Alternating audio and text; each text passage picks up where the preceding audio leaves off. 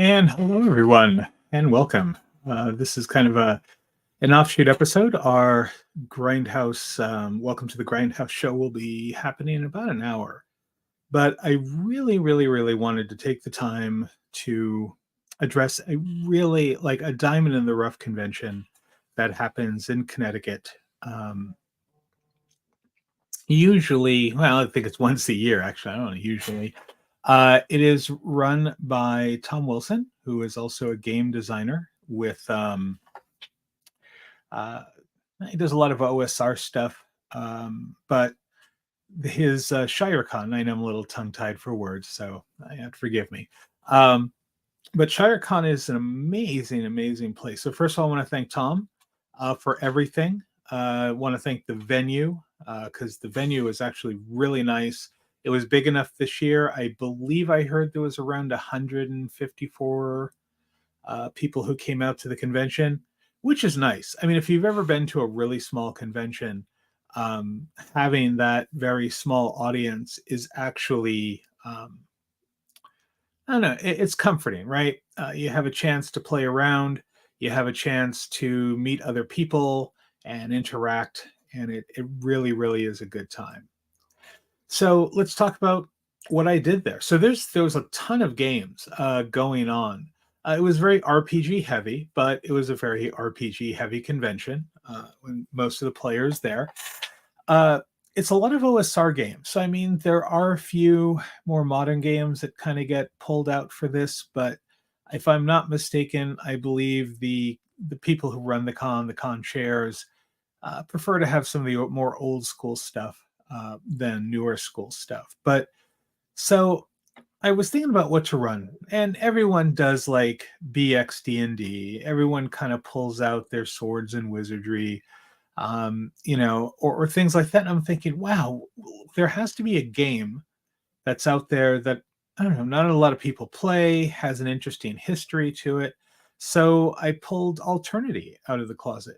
So Alternity, interestingly enough, actually I didn't even realize this till I run the game. So the game came out in the mid 90s, and it was pretty much one of the last products that TSR did before they went bankrupt and got bought out by Wizards of the Coast. Wizards of the Coast did not pick up the Alternity brand. They mostly went after D&D. But Alternity was an interesting game. It uses D20s as a roll under, and you use dice as a modifier to go up or down. Really nice design. I think a design ahead of its time, and it just didn't catch on. But with that said, it's an amazing system, and I wanted to run it. I did some little mock-up. I actually based both scenarios that I did, because I ran for 2 days, on old NCIS episodes. So that was kind of fun as well. I don't know if anyone caught on to that, but the Chimera was one of them, and I can't remember what the other one was, but anyway, they transported over nice to a science fiction sort of thing. But the one thing I realized is that so Alterni came out, lasted about a year, 2 years, I think, before TSR went bankrupt. But when I think about Alterni, so Alterni got purchased again or came back in 2017 under Sasquatch Studios. And well, about a year and a half or 2 years after they ran and published Alternity again, they went bankrupt and went under. So, kind of wondering if it's a cursed system or not. Just a thought on that. But Alternity was great. I got to finally play against the Dark Master. There was a representative there from the company, an Italian guy, really nice guy, who walked us through the entirety of it, from how to play it and what each thing did. I ended up playing like an elven champion. My friend Pete Bryant was in the game. My wife Mary was in the game, and it was fun. It's inspired. I won't say it's based on, because there's a lot of differences, but it was inspired by Rule Master and MERP, right? So it was an intense game. A few people are on. Hey, Russell. Thank you very much. I really enjoyed running for you. Like I said, Alternia is just an easy game. It has a nice science fiction flavor to it. And since people are saying hi, Dana's out there in the audience too, so thank you for watching. But yeah, Russell, I thank you for playing, and I hope you also. I think I saw you in a few other games over the weekend, so I hope you had a great time. It was amazing. But going back to Against the Dark Master, I bought it a couple of years back. I actually had to get it from Italy because they sold out of copies in the United States, and I was like, oh, I need to have this book. So I ended up on eBay ordering it internationally from Italy and had it shipped over. It actually wasn't that expensive, other than the actual shipping part. But as far as the money transfer went, I pretty much paid what I would have paid if I bought it in the U.S. But the demo was awesome. If anyone ever got a chance to play in that demo, it was really cool. And I'm sorry if I keep looking down. I'm actually looking at my list of things to talk about. We ended the con, myself, Jason Elliott, Pete Bryant, doing a BattleTech. Actually, my wife Mary was there as well. I haven't played BattleTech in years. And honestly, it was kind of like falling off a bike and then maybe falling off it a couple more times, but got the hang of it again and just had a blast. I had a heavy mech initially, a Warhammer, which got torn to shreds when I decided to take on like grudges on the other team, put myself on the open, and pretty much I got shot in the head actually. So that blew up. My pilot died. My mech was just a smoking pile. And then we played one more round, a couple more rounds. I got to jump into a Phoenix, I think, or Phoenix Hawk or something, a smaller mech, which had jump capability. I was already getting myself in trouble because, like, I'm just going to jump here. I'm going to jump there. So that was also good. Let me think here, going down. So 3 purchases. I usually go to conventions going, I'm not going to buy anything. I own way too many games, as you can look behind me. And if you actually saw my basement and the boxes and boxes of stuff I have in storage. But I just really, really, really found a couple things that I like. So I've been actually looking for this game for a while. I'm a big fan of York Borg, and I picked up Pirate Borg. I haven't even taken it out of the wrapper yet, but it's a very easy to learn system. Pirates. And if you've ever played Mjork Borg, it's like an art book.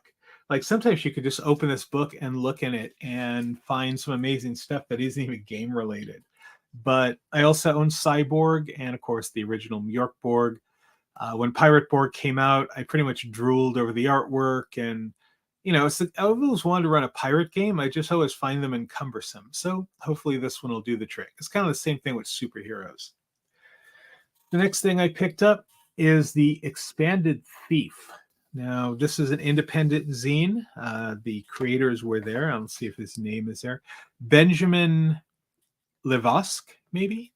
But anyway, if you've ever played any of the earlier editions, Thieves were kind of a one-trick pony, right? You rolled your percentile dice, you either made it or you didn't.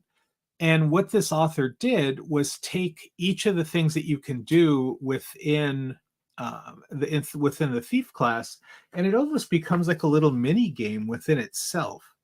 So, for example, I don't know. I'm just going to open a random page here as soon as I find a random page. Like pickpockets.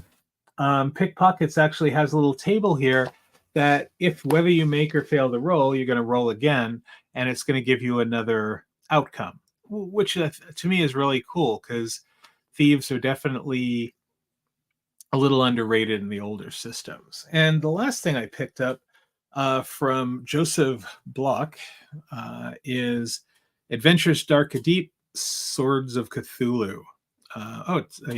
Joseph Block. I was just making sure I mentioned the name correctly. And this is from BRW Games. So Adventures Dark and Deep, or if you break it out into the acronym, it's AD&D.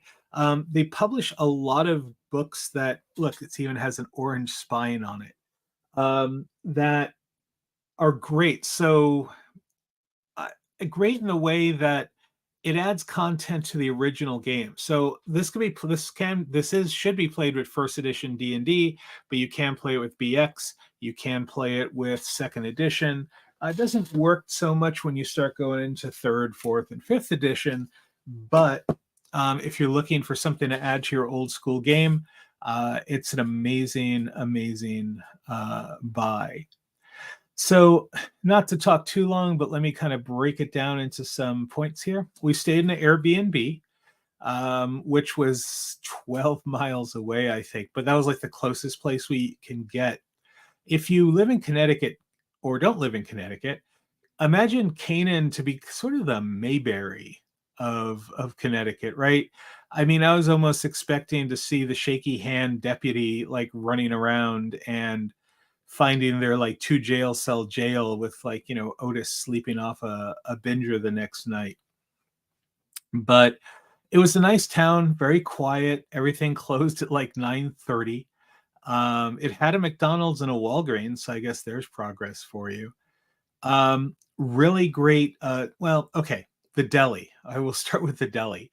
The deli was slow. So the night we went and had dinner, we went and grabbed a sandwich. We're waiting around for about 15 minutes after we paid, and then I'm starting to see the deli meat being cut for our sandwiches. And this person who was acting like a surgeon with the sandwiches was sitting there just carefully putting things on them. But 25 minutes later, we had our sandwiches and we're out the door. We went back the next day for breakfast and met the most pleasant of waitresses. Actually, I should say, I don't know. She was a little. I was a little afraid of her. She had. I don't know. I can't actually put any redeeming qualities on it, but she was nice. So don't get me wrong. No one there was not like horrible and kicked us or something. But the morning waitress got out of the wrong side of the bed, didn't have her coffee that morning, and it was kind of like, okay, I'm gonna get out of here now. Then across the street, we went to a place called, I think it was called the Industrial Bar and Grill. I won't go into it too much because I know my wife would be very upset with me, but our waitress was something special, in that sort of little yellow school bus sort of way. But to be fair, she was young and very confused, and maybe it was her first job or first time working, so it is what it is. She told me that there was this one brand of beer I wanted. She said, "Oh, we don't have it." Well, my friend came down and ordered an Oktoberfest. She brings him the wrong beer, but it was the one I wanted. And so apparently they did have it. But, that's how that goes. So I just want to go over some of the people that I got to see and say hello to them and actually kind of do a little bit of unofficial shilling for them, as it were. So, did I even put? Oh, because I'm looking in the wrong section. Here we go. All right. So first of all, Jason Elliott, Hanai Ko, Mary Lindholm, of course, my wife was there, myself, Pete Bryant, and Will. I apologize, I keep forgetting your name, but we're all part of Solarian Games, and we published Top Secret. We published Tales from the Fallen Empire. We have recently put out a new module for Top Secret, Forged with Fire, which is kind of a 2-book set, which is interesting if you like espionage stories. And we have a bunch of stuff in the pipeline, but being a publisher this day, it's a little hard on the Vault wallet, but we're getting there. So if you want to take a look at our stuff, you can check us out on. Oh, I didn't update so anyway, you can check us out on DriveThruRPG, and I know that's a hard thing, but go on our DriveThruRPG, look for Solarian Games, or you can go to solariangames.com and take a look what we have in print and some write-ups on some of the stuff that we're currently working on. If you are interested in taking a look at my stuff, you can also go to DriveThruRPG and type in Chapter 13 Press, or just search for my name, James Carpio. because I have done a lot of freelance work in the past, and my name pops up on everything from Hollowed Earth Expedition supplements to All Flesh Must Be Eaten books to Cyberpunk version 3. So I'm there pretty much everywhere. But other people that I saw. So Eric Tankar and his wife, Rachel. Eric is another person that if you're not listening to Eric on YouTube, you should. He reports, just think of him as a OSR news reporter. A lot of great stories, interesting to watch. He does a lot of in-depth look into things. He definitely goes after people who promise Kickstarters and never actually publish them or send them out. But you can find Eric at Tankar's Tavern. And that's, YouTube at Tankar's Tavern if you are interested in doing so. Next, I got to see Tom and Tammy Veralt. I think I'm pronouncing that correct. They both do a show called Tabletop Tap Room. Tom is very invested into the old Star Frontiers game, and I think has worked on, if I remember correctly, worked on some zines for it. And Tabletop Tap Room is kind of like Tankar's Tavern a little bit, where Tom brings up news of the day, things that are happening in the industry, and a different take than Tankar. I mean, they're all friends, so it's not like it's competing news stories, but definitely, take a look and, give him some love as well. And you can find Tom and Tammy over at Tabletop Tap Room, which is YouTube at Tabletop Tap Room. A couple other people I ran into, it was like a YouTube fest. Like all these OSR YouTubers were there. But I ran into Joe the Lawyer, who does an OSR based podcast, and you can find him over at YouTube at Joe the Lawyer.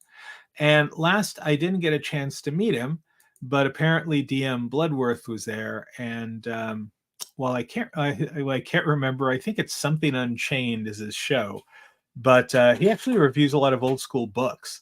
So if you're really interested in seeing a review on like AD&D second edition, right, that would actually be a good place to check it out. And he's at DM Bloodworth, of course, on YouTube. And the last person we give a shout out to, remember the Swords of Cthulhu book? That is Joseph Block, and you can find him at the Greyhawk Grognard. And he is a huge fan of the Greyhawk setting for AD&D. Talks a lot about it. Has his own stuff. Obviously, publishes his own books. So please give him some love as well. If you see something interesting that he does in print or PDF. It's definitely worth it. Beautiful books. If you still play the original editions, you will not be disappointed having that in your library. Some other people I just kind of want to mention. So Jeff Talanian of Northwind Adventures, who writes the Hyperborea role-playing game, was there. And again, always good to see. He works like he's never far from his booth. Really hardworking game designer, and his games are amazing. I want to say almost they have sort of a cult following. Everywhere you go, his games are always packed. People are always talking about him. His Kickstarters do well. So Jeff, it was awesome seeing you again. Let's see. The guy who ran BattleTech, who I just wrote down as BattleTech guy, he actually played in one of my games at the last TotalCon. And I don't remember his name, but thank you for reintroducing me to Pathfinder. All right, I'm losing it now. Thank you for reintroducing me to BattleTech. It was, again, amazing. So earlier, Russell piped in. Russell was one of the people that I ran Alternity for, so thank you very much. There's a bunch of people who played. A good friend of mine, Patrick, and I don't want to screw up your last name, Patrick M., who is someone that I know from other local cons, really nice gamer, just good guy all around, and I was very happy to actually have him in the game. So I think that pretty much covers it. But again, Tom Wilson, thank you. Tom does Throwy Games, I think, THROWI Games, I think. Let me see. hold on. Because I really, and he does some amazing OSR stuff too. So let's see. I can spell, I promise. No, it's not throwy fits. That's weird. All right. There's the throwing games. What the? Okay. How about if I type OSR? Okay, well, this is. How about if we type in Tom Wilson? This has actually become the. Oh, what's I spelled? You know what? This is so much easier. Here we go. This is something he wrote called A Giant Quandary, which I believe was written for AD&D First Edition, possibly. I buy his stuff anyway because it's beautifully well and it's well done, and I like reading the older edition stuff. But let's see. Ooh, it's signed. Yeah, it's Throwy, THROWI games, and again, just the layout on this, the artwork is really cool, and he is someone who treats his artists, editors, and well, the writer, who's himself anyway, pretty well. I hope he does. I hope he does. It's not mean to himself and nice to everyone else. But again, throwy games when you're at it. And that is about it. Like I kind of, let's see. So I'm going to answer a couple of things in here. So Russell writes, ShireCon was the first con ever for him and his partner. The game was the very first con experience, and it was a pleasure. Well, like I said, it was a pleasure having both of you. I hope, I don't know what Russell, what you play, what you played afterwards, but definitely, I hope all the experiences were great. Since you live in the state that holds two other great conventions, which is TotalCon, which happens in February, and Rising Phoenix Convention that happens in April, I would highly suggest checking them out. They're on a bigger scale. TotalCon's a little bit bigger than Rising Phoenix, but they are, I think Rising Phoenix might be 600-700 people. And I know TotalCon is usually like 3,000 maybe. But again, great game masters. At TotalCon, we even have a room that we run stuff. So that is, I'm sorry, Dana, where at? What do you mean where at? Just see if he gives me an answer there. But Connecticut has, Connecticut really, the cons, the conventions, two over in Massachusetts, and so TotalCon, actually they're both in Marlborough, Massachusetts, come to think about it. And so near Boston. So Marlborough is a kind of like a suburb of Boston. Yeah, no, they are in Massachusetts, not in Connecticut. Connecticut really doesn't have a lot of, we have TotalCon, not TotalCon. All right, my brain is slipping. We have Connecticon in Hartford, happens in July. That is more of a kitchen sink con because there's anime, cosplay, gaming, and for about a good 9 years, myself and my wife were the directors of gaming for Connecticon. And not to brag, but we actually had almost an entirety of a hotel floor, ballroom, and everything else filled with games because we're both passionate about it. We pulled in people we knew. We built up a following, a community. And, well, things just didn't work out. That's all I'll say. For whatever reason, they didn't work out. Me and my entire crew left the next year, and gaming is still around there, but they actually reduced it to, I think, one ballroom as of last year. And there's no longer a large library of games and things like that. There's still good stuff that goes on there. Dead Game Society runs things there, which they're always fun if you want to play an old school game. They really bring the game with it, like TV monitors and all kinds of fun stuff. But that would only be the reason I would go to the gaming at Connecticon these days. It's just to kind of hang out with Dead Game Society and check out what they're doing. And I want to say that The owner of Kineticon had been talking about doing a separate game con, but I don't think that came to fruition, or if it did, I don't know if it happened or not. So Matt, if you ever listen to this, let me know, because love to support something in Connecticut and local. But with that said, I am going to go ahead and wrap this up. Like I said, this was just kind of meant to be a very quick stream to talk about ShireCon. There we go. I'm losing my mind here. So a couple things I want to throw out there. If you want to help support our channel, and actually in about a half hour, we'll have Welcome to the Grindhouse, which is our full game related show.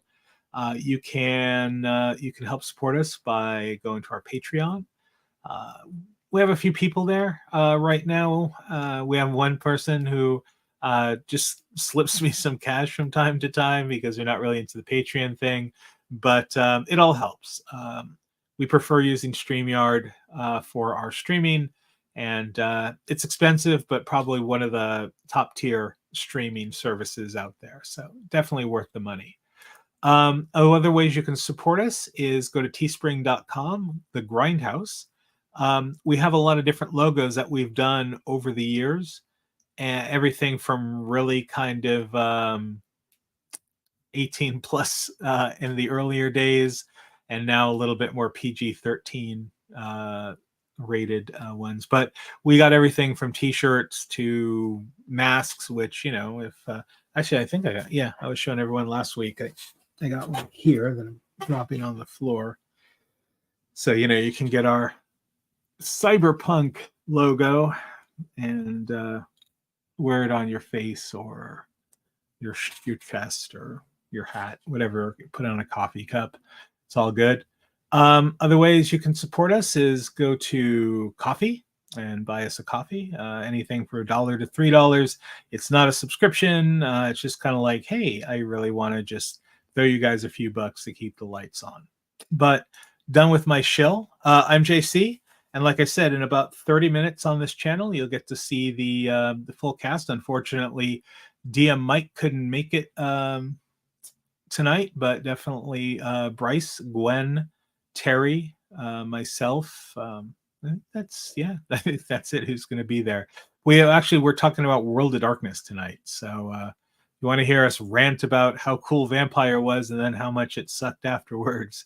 That's the place to be. Anyway, I would like to go ahead and bid everyone a good night, and we will see you in 30. Bye-bye now.